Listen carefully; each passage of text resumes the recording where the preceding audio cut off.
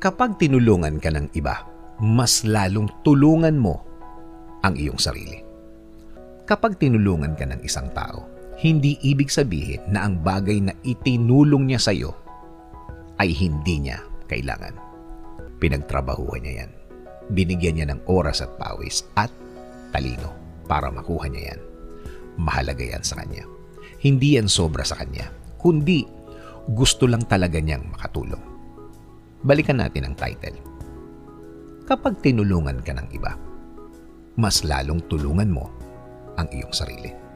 Dahil kung tutulungan mo ang iyong sarili, dalawa na ang total na tumutulong sa iyo. Hindi lang ikaw ang naniniwala sa sarili mo. Kasama sa naniniwala sa iyo ang tumutulong sa iyo. Dalawa na. Sa totoo lang, kung minsan ang mga